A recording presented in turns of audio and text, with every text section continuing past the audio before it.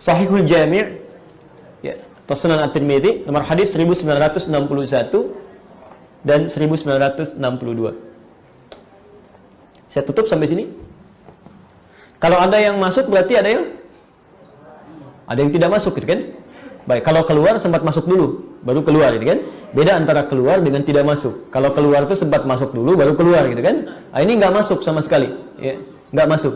Jadi ada orang yang ketika diingatkan masuk kanan, keluar kiri, tapi masih numpang lewat. Ada orang masuk kanan, keluar dari kanan juga, baik kan? Nah, ini kalau penyimak taklim, diantaranya ada istilah baru namanya sekarang. Ada pemerhati atau jemaah taklim yang mensana in corpore sano. Ustadznya nerangin ke sana, fokusnya ke sono, gitu kan? Jadi nggak bisa masuk. Nah, baik. Saya teruskan dulu. Itu tidak perlu dicatat ya. Kita fokus pada intinya saja. Baik, saya bacakan hadisnya. La tadkhulul malaikatu baitan. Malaikat tidak akan pernah mau masuk ke satu rumah. La tadkhulul malaikatu baitan. Malaikat tidak pernah mau masuk ke satu rumah. Ingat betul ini ya. Fihi kalbun.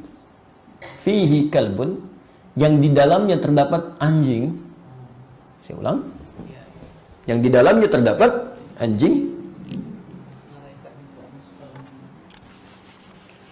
Aw suratun tamathil. Ya. Aw suratun tamathil. Jadi satu anjing. Yang kedua surah tamathil. Surah tamathil itu ada yang mengartikan patung, ada yang mengartikan gambar makhluk hidup, gitu kan? Nanti kita lihat ya, kita lihat nanti.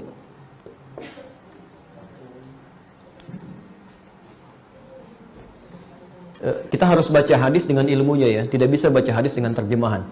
Kalau ibu baca hadis dengan terjemahan, itu besar kemungkinan keliru nantinya. Bisa salah gitu ya. Jadi pelajari dulu ilmunya baru kita tafsirkan. Saya kasih contoh paling gampang begini. Makan yang sunnah pakai apa? Ke tangan. Berapa jari? Baik, 3 jari. Sudah pernah lihat hadisnya? Dari mana tahunya? Oke? Lihat sini. Berarti kalau saya makan pakai sendok nggak sunnah dong? Ibu makan sayur pakai apa? Ibu nggak sunnah tuh. Baik. Teman-teman sekalian, ibu sekarang perhatikan. Ibu makan nasi berapa jari?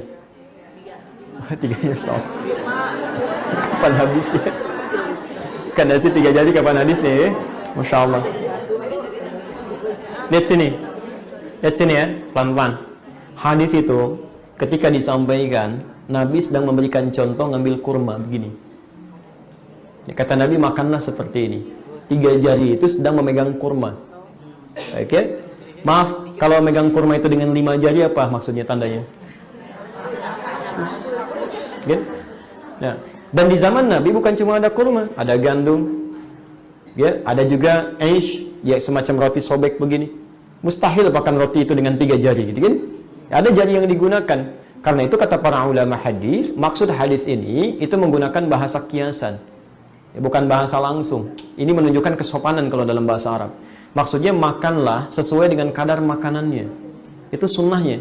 Jadi kalau makanan itu makanan kue yang butuh dengan 3 jari atau bahkan 2 jari, jangan berlebihan. Ya, kalau misalnya Anda makan nasi, gunakan 5 jari ya. Ya, kalau Anda makan dengan sayur, ya gunakan sendoknya, gitu kan? Dan seterusnya, itu sunnahnya. Nah, ini yang saya maksudkan, tidak bisa kita melihat hadis hanya sekedar lihat terjemahan bisa disimpulkan hadisnya. Jelas di sini? Baik, salat sunnah yang terbaik lakukan di mana? Tuh, belum selesai sampai situ hadisnya. Belum selesai, nggak pakai oh juga dia. Oh, enggak, belum selesai. Baik ya? Lihat kalimatnya, wa baiti huna, kata Nabi, rumahku di sini. Kata Ibnu Hajar Al-Asqalani yang meriwayatkan hadis ini, kata beliau dalam Fathul Bariyah, kalimat Nabi dan rumahku di sini menunjukkan bahwa maksud sholat sunnah itu yang terbaik di rumah jika rumahnya dekat dengan masjid. Ya. Rumah Nabi di mana? Di masjid. Ya. Rumahku di sini, rumahku di masjid. Jadi dekat dengan masjid, yang terbaik tunaikan di rumah supaya tempat sujudnya semakin meluas. Tapi kalau ibu misalnya rumahnya jauh dari masjid, ibu orang Rawamangun, pengen ikut kajian subuh di Bekasi, sholat sunnah di sini kapan nyampe ke sananya, gitu kan? Gak akan nyambung. Nah, itu nanti ada beberapa turunan-turunan hadis. Dan di sini kasusnya banyak sekali. Ya. Nah, saya mau turunkan ke pembahasan kita. Sekarang lihat, ada kalimat anjing di sini. Hampir tidak ada perbedaan pendapat di kalangan ulama. Bahwa yang dimaksudkan ada kalimat fihi di dalamnya. Di dalam. Jadi di satu rumah di dalamnya ada anjing. Ya, bukan yang dimaksudkan anjing penjaga gitu. Ya, bukan dalam konteks ini. Walaupun ulama memandang makruh keadaannya sekiranya tidak sangat dibutuhkan. Sekiranya jika sangat tidak dibutuhkan. Ya. Jadi di sini maksudnya ada kalimat fihi itu di dalam. Dia ada orang yang piara anjing atau anjing tanpa sengaja masuk ke dalam rumahnya. Karena ada riwayat nanti Jibril akan datang kepada Rasulullah, tapi kemudian dia tidak masuk, ditunggu oleh Nabi. Kenapa gitu kan? Ketika kemudian Nabi lihat ternyata ada anak anjing masuk ke sela-sela ranjangnya. Ya, kata Nabi, dari mana itu bisa masuk? Dia diketahui dikeluarkan. Ketika dikeluarkan baru malaikat turun. Dijangankan malaikat Mikail, malaikat Jibril pun tidak mau turun kepada Nabi saat itu karena di dalamnya ada anjing. Ya. Apa yang bermasalah dari anjing? Kata para ulama, lihat sini ya. Ini yang saya maksudkan penafsiran hadis. Pertama, ada yang mengartikan anjingnya sebagai hewan. Nah, kedua, ada yang lebih dalam lagi mengamatinya. Ya. Yang dimaksud dengan anjingnya yaitu najis yang melekat pada liurnya. Ya, najis yang melekat pada liurnya. Sesuatu yang kotor. Ya. Kenapa disebutkan dengan anjingnya dalam kalimat ini? Karena bahkan kita tidak bisa mengetahui kapan anjing menjilat tubuhnya. Sehingga liurnya menempel dalam tubuhnya. Kemudian dia duduk di kursi, duduk di tempat, masuk kemana-mana, jilat yang lain. Maka kotoran-kotoran ini menyebar, sehingga menjadikan malaikat tidak senang turun ke tempat yang kotor atau bahkan bernajis. Orang yang mengartikan anjing saja, maka dia akan membatasi yang penting gak ada anjing di rumah. Tapi orang yang mengartikan liur atau kotoran atau najisnya, dia memperluas. Malaikat pun tidak akan turun ke tempat yang tempat itu kotor sekalipun tidak ada anjingnya. Ya, jadi hati-hati Bu ya, hati-hati. Tempat-tempat kotor itu nggak mau malaikat turun. Itu tempatnya setan, tempat jin. Ya, tempat jin, tempat yang nggak pernah digunakan untuk berzikir, tempat yang kotor tidak pernah dibersihkan, itu yang turun paling jin. Makanya suasana ibu masuk ke rumah kosong yang tidak ada penghuni, suasana masih kotor dengan rumah bersih itu akan lain. Saat masuk aja udah beda. Nggak percaya silahkan ibu masuk ke rumah biasa gitu kan, tenang gitu, nyaman. Ketika masuk ke tempat yang kotor, suasana sudah lain. Sudah bau nggak enak, perasaan nggak tentram dan sebagainya. Jelas di sini? Nah, ini bagian yang pertama. Ya. Jadi ini malaikat tidak senang turun ke tempat-tempat demikian. Jadi kalau misalnya ibu ingin disinggahi malaikat tempat rumahnya, selain digunakan berzikir maka bersihkan, bersihkan gitu kan? Dari yang kotor-kotor, dari yang tidak baik dan sebagainya. Kami di rumah coba praktekkan, ya itu beli speaker aktif Bu ya. Yang speaker aktif kemudian diisi dengan Quran aja gitu.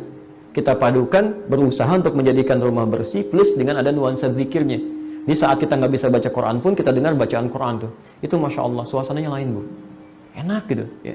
Kita bikin di kamar. Jadi saya sekarang pun nggak ada di rumah atau kosong pun, itu Qurannya muter terus. Satu kali pernah saya matikan. Begitu dimatikan, itu suasananya lain. Ya, enak gitu. Ya, masuk tuh kayak biasa. Ya. Tapi ketika Quran dinyalakan lagi ada ketenangan. Ya. Ibu bisa coba misalnya silahkan ya, ambil. Atau misalnya ambil aja misalnya dari handphonenya, bacakan Quran. Ya, misal ibu bacakan itu dengan handphonenya gitu kan, lalu Anda keluar masuk lagi itu suasana sudah lain. Ada kenikmatan di situ. Dan kadang-kadang jadi pengingat. Saya pernah pulang malam sekali, misalnya jam 12 lebih gitu kan. Saya ke rumah, itu Qurannya masih muter. Itu sampai saya tunjuk itu.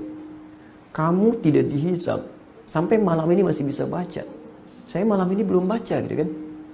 Kemudian kita tepikan, kita ambil wudhu, kita menghadap kiblat, kita bacakan. Kita di situ bermuhasabah, gitu kan? Masya Allah yang nggak dihisab, kamu terus baca. Padahal engkau tidak ditanya sama sekali. Masa saya yang ditanya, dihisab dan jelas antara surga dengan nerakanya mana yang bisa jadi pilihan, tidak bisa memiliki amalan untuk pulang. Itu jadi pengingat dalam kehidupan kita. Yang kedua, gambar atau patung di sini. Ya. Di sini ulama ada khilaf, terbagi pada dua bagian. Khilafnya sangat ringan sekali. Ya. Yang pertama tadi yang tekstual, pokoknya gambar apapun, patung apapun nggak boleh gitu kan. Ini biasanya yang terlalu berhati-hati dia. Pokoknya setiap ada gambar, setiap ada apalagi patung macam-macam, maka itu berusaha untuk ditepikan, hilangkan.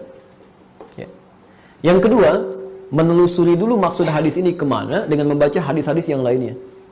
Ternyata ketika diperhatikan, ya, ibu di antara istri Nabi ada Sayyidah Aisyah. Ibu kenal? Kenal di mana? Luar biasa. Cuma di sini yang kenal Sayyidah Aisyah, ini tidak. Baik. Sayyidah Aisyah itu ya, putrinya Abu Bakar, istrinya Nabi sallallahu alaihi wasallam, itu dalam keadaan kecilnya itu masih pernah bermain dengan boneka Dumyah. boneka kuda-kudaan. Oleh Nabi dibiarkan. Padahal kalau kita lihat konteksnya ke sini, kan itu termasuk bagian dari yang dimaksudkan di sini, gitu kan? Kalau lihat secara tekstualnya. Tapi nanti setelah berumah tangga, beliau pasang sesuatu, kata Nabi, sobek itu, nggak usah ada di sini, gitu kan? Jadi ada sesuatu yang diperkenankan, ada yang tidak. Ketika dilacak oleh para ulama, kapan Nabi memperkenankan, kapan tidak? Ternyata umumnya yang dilarang dari benda-benda ini, patung ataupun gambar-gambar, itu adalah gambar-gambar dan patung yang mengesankan, ya, mengesankan. Satu, ada nilai pengkultusan, ya, atau secara langsung bertentangan dengan hukum Allah. Ada nilai-nilai kesyirikan misalnya di sini. Ya. Awas, hati-hati, ya. Atau minimal yang punya sifat makruh, membuat kita malas mengerjakan sesuatu. Ya. Misal, maaf ya, kalau orang tua mungkin masih bisa mencerna mana yang terbaik, mana yang harus dibuang. Tapi kadang anak-anak kan suka tempel macam-macam, gitu kan? Idolanya misalnya artis A, atau idolanya pemain sepak bola B, dan sebagainya, gitu kan? Begitu dia lihat itu jadi semangat, nah itu yang tidak boleh. Ya, jadi seakan-akan benda itu diposisikan memberikan inspirasi seperti benda hidup. Itu yang keliru. Ya, maka dari itu kemudian Nabi pernah melarang tato, ya, dan sampai hari ini larangan berlaku. Kemudian melarang gambar-gambar yang pada masa zaman jahiliyah memang mereka ketika digambarkan suasana itu seakan-akan seperti mendapatkan kekuatan dari situ. Ya. Supaya lebih berani gambar tato singa misalnya, kan? Masya Allah, singanya ditato pakai singa, nggak begitu, ya? Kemudian dia tempelkan misalnya, sama aja nggak akan merubah sesuatu. Ya. Supaya lebih tampil begini, gambarkan ini, gambarkan itu sangat dilarang. Ya, sangat dilarang. Sama dengan Anda panjang misalnya. Ya, ada foto fulan, foto tertentu, begitu dilihat, duh, bagus ya, seperti ngelihat kita, misalnya, kan? Nah, itu sesuatu yang sudah keliru. Ya. Apalagi kalau sudah sampai dikultuskan. Ya, dikultuskan saya, kan? Dengan foto tertentu, seakan-akan ibadah menghadap ke situ, macam-macam dan sebagainya, doanya mohonnya ke situ sehingga tidak nyambung, gitu kan? Nah, ini hal-hal yang dilarang. Ya. Kalau sudah sampai ke sini, ini yang paling bahaya. Ini yang paling bahaya. Dan tidak ada bedanya dengan zaman jahiliyah saat patung-patung dikeluarkan. Ya. Jadi di sini ulama kemudian yang kedua berpendapat, kalau sekiranya ada gambar-gambar yang melahirkan manfaat yang memang dibutuhkan untuk maslahat hidup manusia, itu ma'fu'anhu sifatnya, boleh digunakan.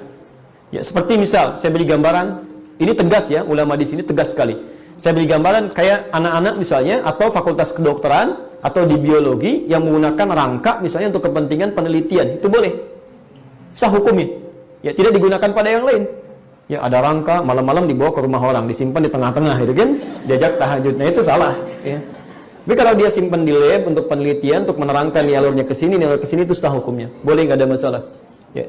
Atau juga misalnya gambar kita, foto yang ada di KTP, ada di mana, di paspor, gitu kan? Atau ingin mengenalkan kepada anak dan sebagainya, itu nggak ada masalah di situ. Atau kepentingan penyidikan, ya, bagaimana gambaran orangnya? Pokoknya begitu, Pak. Tolong dilukiskan. Saya nggak bisa gambar, nggak boleh, haram hukumnya. Ya nggak akan ketahuan orangnya, akan ketahuan, gitu kan? Ya, jelas sampai sini ya. Baik, jadi hal-hal yang sifatnya darurat atau jadi kebutuhan maslahat kehidupan itu masih boleh digunakan sepanjang tidak bertentangan dengan hukum-hukum ini. Jelas saya kira, insya Allah.